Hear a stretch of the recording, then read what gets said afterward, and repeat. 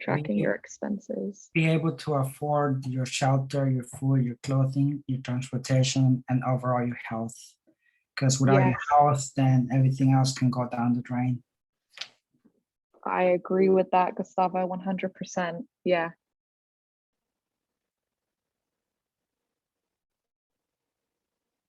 Only spend 10% of your credit card money. Yeah. These are awesome. Thank you, folks, for sharing out. And thank you for sharing in the chat also. Very helpful. I'm going to give my kind of my perspective on just, and it really touches on each of the things that everyone has shared. Just having the awareness and being prepared. I want to say that I was fortunate enough to have my father very, very good with money, very organized with money. So a lot of what I learned about just how to be financially prepared and just like saving and budgeting, I learned a lot of that from my dad.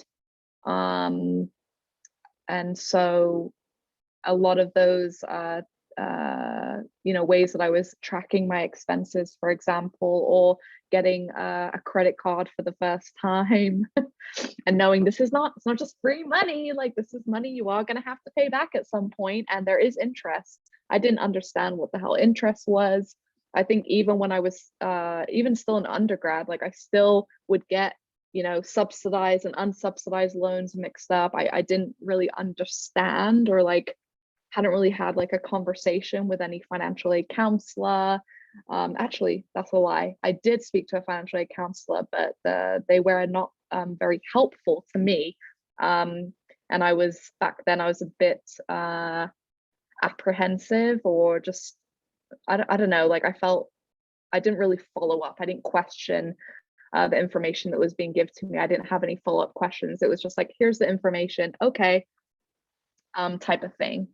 So yeah, that's just kind of like my take on, really like my experience. But as far as, again, being financially prepared, I would definitely agree with, saving money, getting the habit of saving a particular amount of money if you're able to, saving it for a rainy day. It's great if you can have a checking and savings account, and just being able to manage that and organizing your own monies. Some of you may or may not. I don't know if all of you have your own checking account or savings, or maybe you have shared accounts with maybe parents. The situations may look different for all of you, but either way, again, as we're going through this information and we're sharing, hopefully you're able to take something from this. So good. Anything else anyone wants to add? I just want to make sure I'm giving everybody time to share their thoughts. Anything else you think helps in being like financially prepared?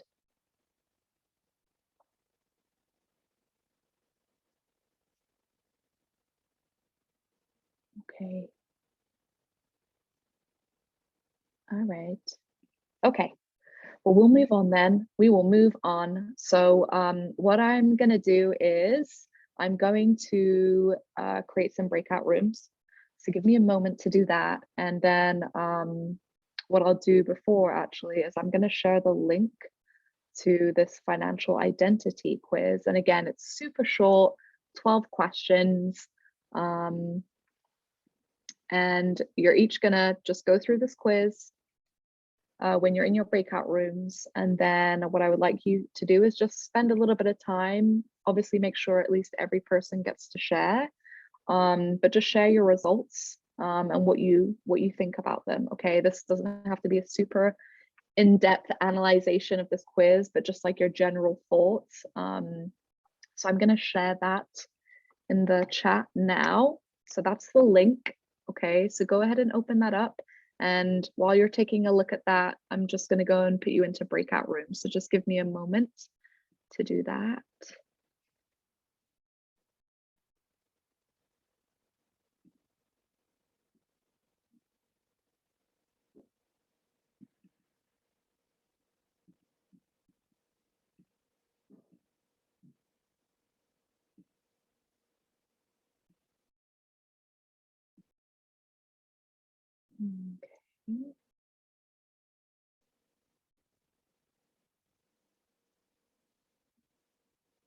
Okay, so I think we're gonna have like 6 breakout rooms. It's a good amount, like 5 to 6 people in each room. Okay, was everyone able to open and access the link? Okay, any issues there? Okay, perfect, thank you. So I'll go ahead and open up the breakout rooms. Say hello to each other. Say hi. Don't be all awkward.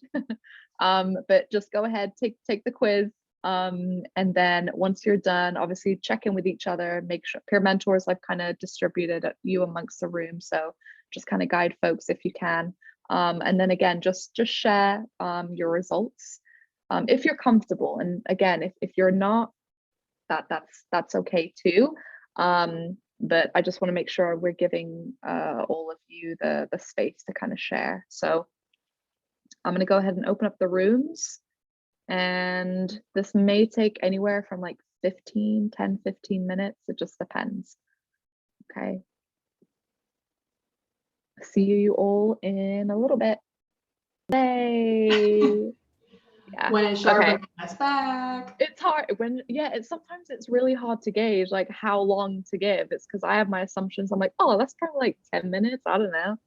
And sometimes, and then when I do that, then actually students need a little bit longer. They're like fully into it and in a deep conversation, and I just kind of. Anyways, we're back now. Okay, awesome, fantastic.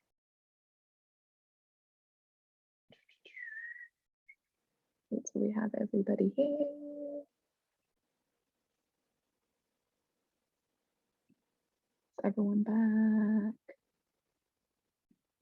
Maybe.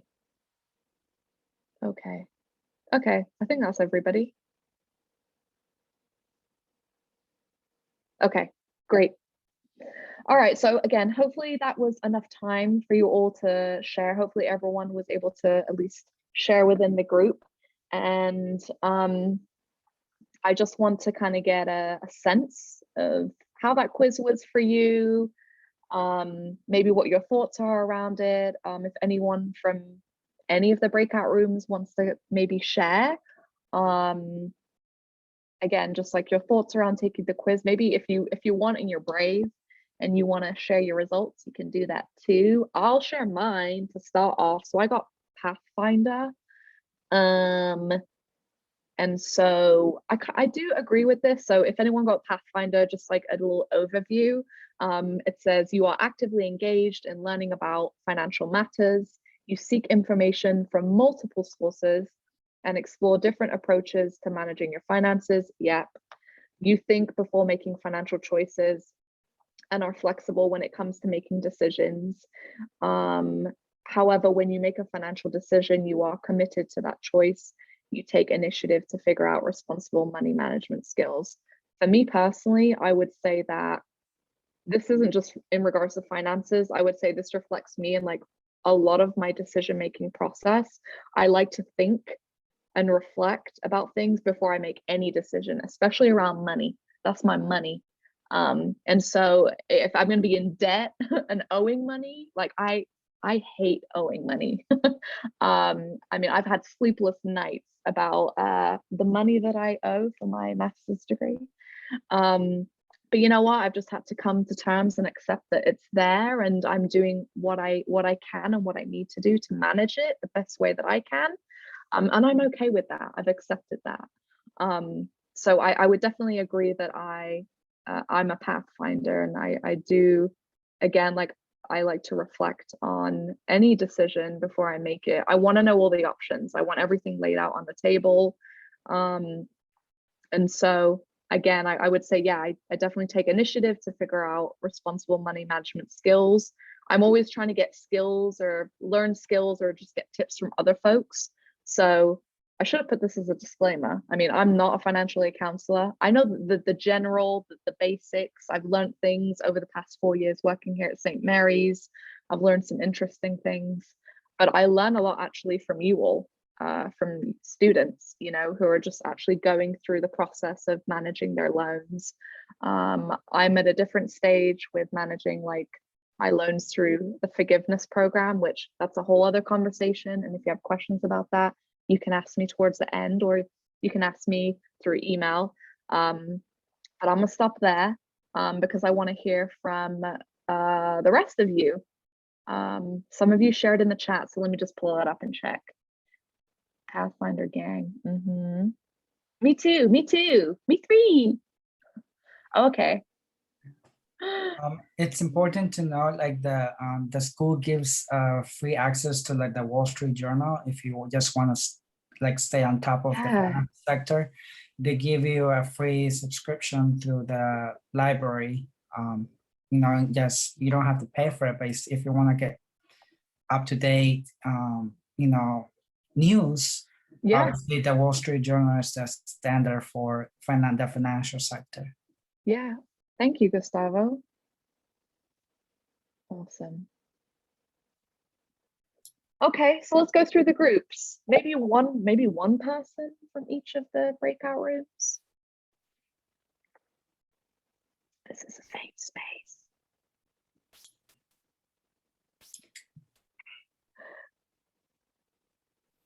I was a nomad.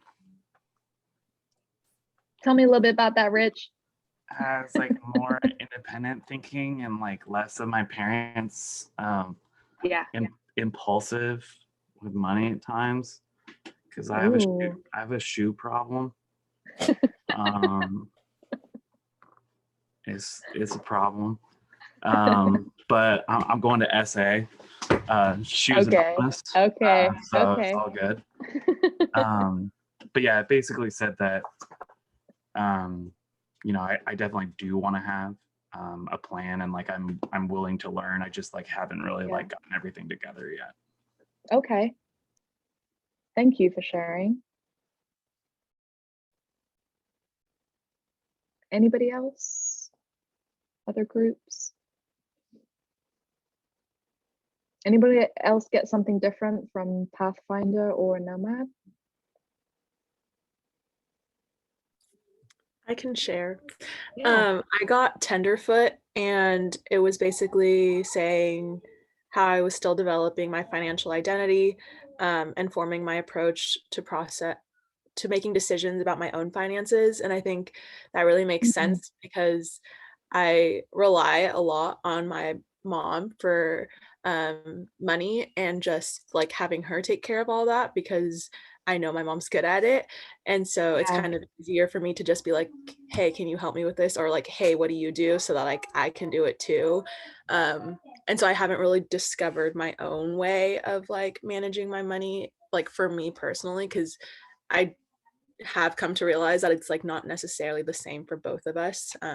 Obviously, because she's an old lady with a bunch of money and I'm just a college student with money.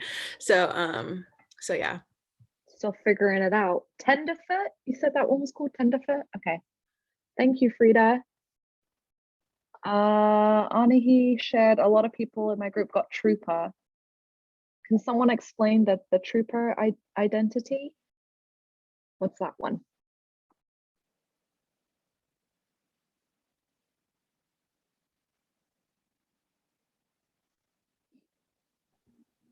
Does someone in my group want to share, or should Again, and it's completely your own perspective, right? I mean,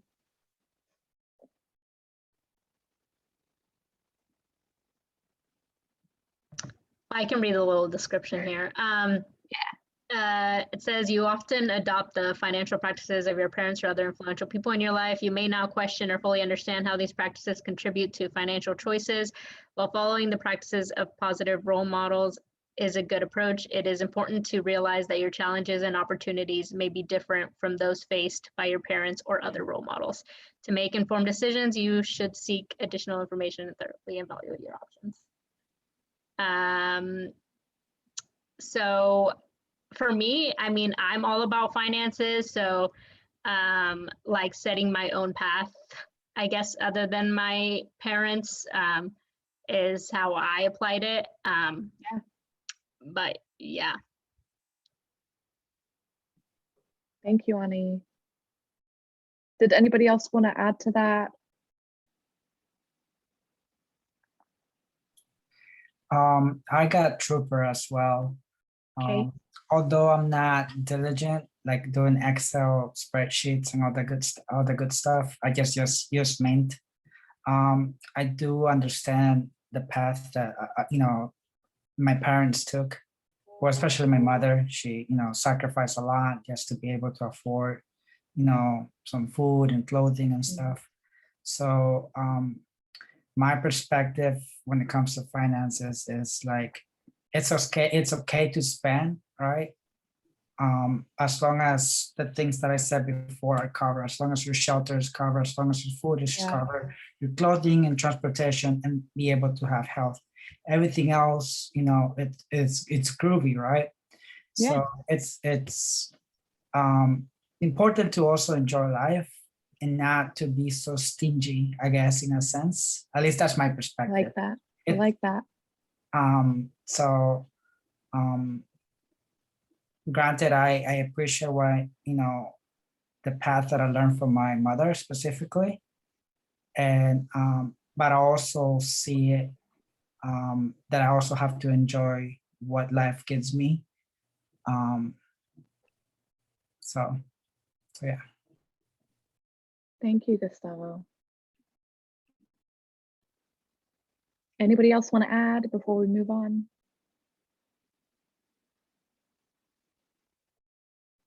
All right. Okay. All right.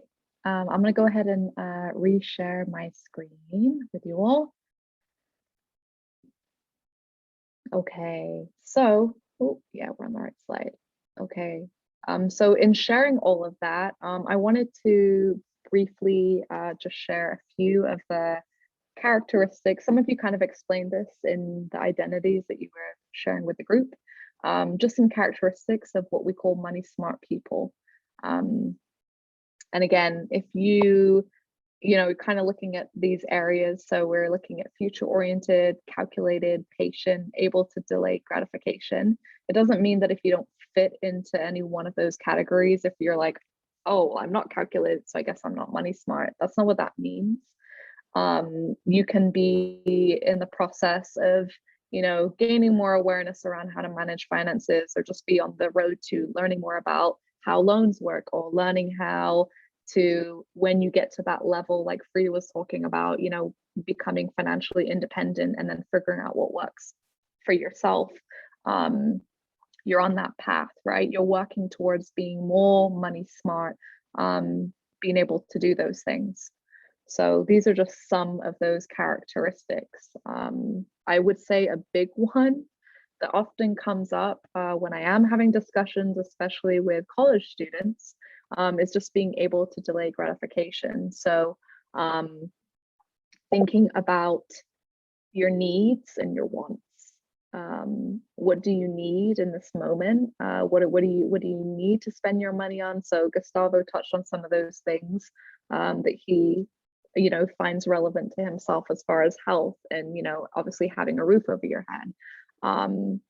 The things that you would like to have, those extras, whatever you want to call them, those things can maybe come later on, and a lot of people tend to struggle with that. And there's a lot of things that can factor into it. I'm not sitting here saying that I've always been able to manage my money super duper well, and have never got into debt with certain things, or maybe missed the payment on my credit card. You know what I mean? Like I've made some mistakes along the way, but I've learned from those. In the beginning of my financial journey, it was difficult because I was somebody who grew up with not being able to have all things that I wanted, or being able to get something that's new, or and again that's a separate story. But I think when I was able to manage my own money, I was like, you know what, like, yeah, I want to go out with my friends for a dinner and I want to get some sushi. That was like a very fancy dinner. Like that was something I felt really like, wow, I can go and buy my own sushi. You know, I can have dinner with my friends. That was a big thing for me. So, you know, I had to really think about, is this something that I can afford right now? Should I be spending money on going out to eat? Because going out to eat definitely costs money. That those pennies, they rack up. So for me, that's just like a personal example. But again, I want to just emphasize that, yeah, if there's anything that's not checking off for you, doesn't mean that you're not being smart about money. The fact that you're all here today, yes, it's part of one of your expectations, but you're here and you're wanting to learn about you know, some of these tips and terminology, and just like, again, what are some of the characteristics of money smart people? So these are just some. There's a ton of them, but I wanted to be as just concise and to the point as possible. Just some other habits, right? We're looked at characteristics, now we're looking at maybe some habits of money smart people. So maybe you do some of these things already. Plan and you budget. Maybe you already have your own personal budget system that you use. Again, I have another one that I'm going to share with you all later, that Sasha, one of our presenters for HP Workshop, she shared some really, really great tools. I know some of you are maybe already using them already, but I will reshare them with you. But again, how to plan and budget wisely. What does that mean? What does that look like? Living within your means is a big one. So maybe you're this person, maybe you know someone, maybe you have a family member. I know I have some friends who I question some of the things. I'm just like, is that really, is that a money smart habit? I don't know. And again, I'm not saying I've been perfect with my managing my money, but I've had to learn through some of the mistakes that I've made, but this is one that I live by. So living within my means, not beyond my means. So meaning that I have a specific budget for the month. I make sure all my necessary bills are paid. So I'm talking about rent, I'm talking about phone, healthcare, all those pieces, so that I can live comfortably. And yes, if I have something extra that I maybe need to pay for, an emergency comes up, car breaks down, need to replace a tire, before, when I didn't have health insurance, I had to pay out of pocket, I had to go to the emergency room. That was like over $1,000 just like out of my pocket to go to emergency room. So stuff like that comes up, right? So having that money saved, again, living within your means. What does that mean to you? Maybe thinking about that. Always finding additional sources of income. I like this one too. So this actually reminds me of a couple of people that I went to college with that had their like side hustle going on. And what I mean by that is, besides being a full-time college student and maybe working a full-time job, but having something on the side. So in high school, maybe some of you remember, like, people would sell like candy bars, or I had a friend that actually like designed shoes, where people would come bring their sneakers and they would do a whole like design on their shoes, like these wicked designs. That was their side hustle. Back in the day, Joy, you'll remember, people would sell burned CDs.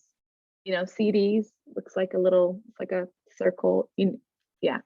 People would sell those, and they would make money. That was like their side hustle. And I really admired people that did that. I never had a side hustle. I never had anything on the side. I worked full-time job, in college. And I think this is definitely a skill, a quality that you could have. So if there's something you're like, maybe you have your own YouTube channel. A lot of people are doing that today. Maybe you're investing money in the stock market, using Robinhood or something like that. Maybe some of you are doing that. So just other ways to have some additional income that's coming in. And again, if you don't have that or you're not doing that, it doesn't mean that you're not money smart, right? I'm just sharing this information with you, and maybe it's something you've been thinking about doing. And maybe you want to research a little bit more into that, but these are just some of the habits. There are many, but I've listed 3 here. So hopefully those make sense to you all. Before we go into just like financial aid, breakdown, loans, terminology stuff, I just want to open it up. Make sure we're all still on the same page. Does anyone have any questions? Let's see. Ooh. What is this website, Gustavo? Wisebread.com. Can you tell us what that is? Yeah, it gives us like a synopsis of how to like live on a small budget. It's very minimalistic, and it's really good. Awesome. So gives you like credit cards, gives you like personal finance if you want to live like frugally. I love it. So it's a good website. Like if you just don't know nothing about finance, this is a good starter. So I found that that website's pretty useful. I just wanted to share because I just remember it. Yeah, thank you so much. And if any of you have any tips or any resources that you found useful, like please feel free to share in the chat. You can share it on Slack as well. That's very helpful. Thank you. I appreciate that. Okay. Let me just reshare my screen again. Okay, so real briefly, I wanted to throw this in here because yes, we're talking a bit about financial aid as well. So just like, what are the 4 main types of financial aid? You're probably already aware of this. If you're not, now you know, you'll know. If you do, it's a refresher. So the 4 main types are grants, scholarships, loans, and work study. Okay, these are the 4 types. And I just have like a very brief description on here of each of them. And the reason I have these on here is just, again, because of just my experience, and when I am having meetings with either a lot of you or just like a lot of students, maybe Joy can say a yes to this as well. Just like these are the majority of like our financial conversations, these things come up. So I get a lot of questions about scholarships, a lot of questions about loans, specifically federal loans and private loans. One thing I do want to note in regards to loans is, and one question that has come up a lot, again, is the difference between borrowing federal loans and private loans, and just like different interest rates that come with that. Well, and one main question I got was around like financial aid, like if you're going to be on the loan forgiveness program, and that is a whole process in itself. And one thing, again, I want to mention is if you are taking out any private loans, so through a bank or just any private source, those loans do not qualify for financial loan forgiveness. So if you are planning at some point to get loan forgiveness or be on the public loan forgiveness program, private loans will not qualify. It's only the federal loans. So I just want to make that clear. Work study, some of you may already be utilizing your work study. Maybe you have some work study monies available in your package and you haven't used them yet, and maybe you're looking for an on-campus job. So pretty much self-explanatory. So you study for free. It lets you study for free, but in exchange, you're working for the university. So you're getting an on-campus job in order to use those funds. If you have questions about federal work study, or you have those funds and you haven't used them yet, and you're kind of unsure about the process, you can chat with me, you can chat with Joy. You can send us an email, but more than happy to talk about that in a little bit more depth if you need it. We all know what scholarships are. Gifts. They're these magical gifts, but it's a lot of work and it's a process, right? Some of you may have scholarships that are renewable scholarships that you've received each year. There might be a one-time scholarship. And this is something that does come up for a lot of students, is navigating all the different scholarship websites for one, because having to sift through the amount of scholarships that are online, that is a job in itself. And it's a lot of work to apply to them, but I'm always going to encourage you all, and just in general, it's always a good habit to get into, of whether you need the money or not, whether you're covered, you're like, my tuition's good, I'm covered, it's done. You never know what's going to happen for the remaining time that you're here. So it's always a good habit just to look into different scholarships, apply to them. And again, I know it's a lot of work, and you really have to dedicate time. Another good habit might be at least like dedicating some time, 1 hour or 2 hours a week, if you can, if your schedule permits, just to look for scholarships, maybe apply to a couple. It's just a good habit to get into, especially, you know, if you're first years, even second years, and you've still got a bit of time left to get into that habit. And then grants, monetary gift for people in pursuing higher education. So grants, money that you do not have to pay back. Okay, loans you need to pay back. So again, things you might already know or be aware of. I would hope so at this point at St. Mary's, that you're aware of you know, the 4 areas of main areas of financial aid. But I just wanted to give that more so as a refresher. Okay. Terminology.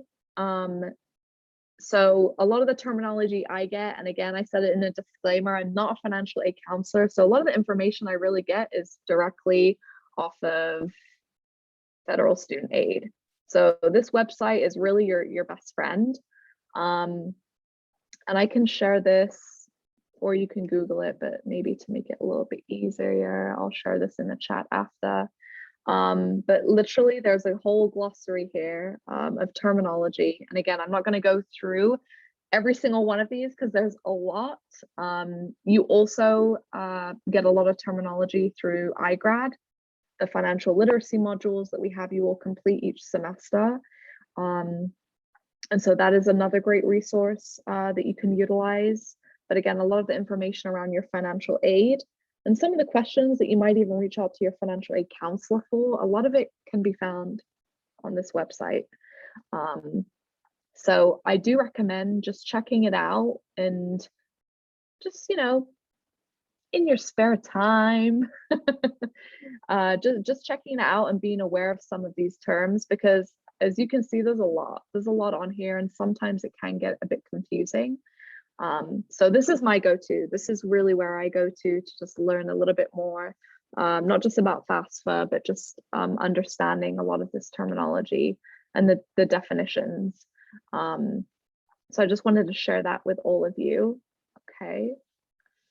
And the last part, really, because I know we're at time, but I just have a couple of tips and reminders for you all before you go. So as I mentioned earlier, Sasha, it was actually during Wellness Week. She did a really, really awesome workshop around dollars and cents. Amazing workshop. And she really went into depth about financial planning, like budgeting. Just if you don't have a routine, or like your first time learner, your first time like budgeting for your own finances, she had some really, really great resources. So when we're finished, or when I'm finished, I'm gonna send those in the chat. But just some general reminders. So we kind of already shared this, but being aware of your incoming and outgoings, like understanding like where your money's coming from, what you have to spend, calculating what you spend in an average week, just being aware of like what you're actually spending in a week, if anything, what you're saving or you're able to save. Start saving small amounts now that can go towards any loan interest. So whether you have a subsidized or unsubsidized loan, it's a good habit to just save a little money towards that. Again, when you do graduate, you have that 6-month grace period. But if you have any money saved that you can kind of give you a head start, I guess, that could be very helpful too. keep non-school related debts to a minimum if you can. And again, I know it's easier said than done. Life happens. Gustavo mentioned it earlier, just being, you gotta live life. So sometimes, like, yes, it's okay to go buy yourself something nice or do something fun. Maintain good credit.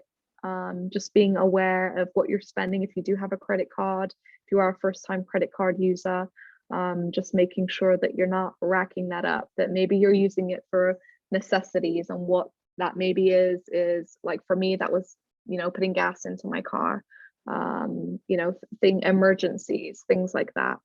And then the last one here, I put hustle. So if you do have like a side hustle going on and you're saving money in that way, fantastic, keep that going. Creating a spending budget plan, I already mentioned this. Connecting with your financial aid counselor. If you don't have a relationship with them, or you haven't actually sat down and like had a conversation with them, I recommend doing that. Get to know your financial aid counselor, put them on the spot. Like that's their job. Like, they're there to support you and guide you. So go in with questions. If you're unsure about something, ask them. If you don't get the answer you need, ask for clarification. Let them know you don't understand something. They're there to support and help you out. Always save the maximum when you can, and just understanding your Gale Express account. This is another big one that's come up. If you need any assistance, like reading your account or just like the breakdown of it, and I've done this with a couple of students as well. If you're on my case though, like let me know, let Joy know. We're more than happy to go through your Gale Express account with you and explain things. So just again, as a reminder, I'm going to go ahead and share some of the resources. So if you stick around, you can grab those. I'm just finishing up with this quote. An investment in knowledge pays the best interest. So again, if you're just starting out and this is all new to you, it's a starting point, right? So just asking for help, asking for resources, taking the time to do a little bit of research on your own as well, can be very beneficial, and it can help you out a lot in the long run. Okay. So let me go ahead. Thanks, Joy. I'm going to go ahead and share some of the resources that Sasha left for us. So if you want those, feel free to stick around. And I'm just going to open this up. One sec.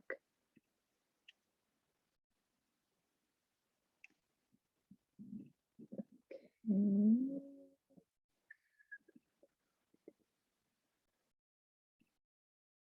So this is in the, it's in a Google Doc. And what I'm going to do is I'm just going to send this in here. So you all have access to this doc. It's called Dollars and Cents. And it's pretty much a whole planning guide. Super amazing. So that is there. So you all will have access to that. And it should be open. If you're not able to get access into it, it'll give me an alert and I'll give you access, but you should be able to look into that document. And then I'm also going to leave my email on here. If you need any other resources, feel free to send me an email and I can just send them to you privately as well, okay? So that's my email for those of you who don't know. And that's it, folks. It's a wrap. Thank you all for your time. Thank you for being present. Yeah, and if you have any questions, feel free to connect, send me an email, message on Slack. If you have any resources or you have any amazing tips that you want to share,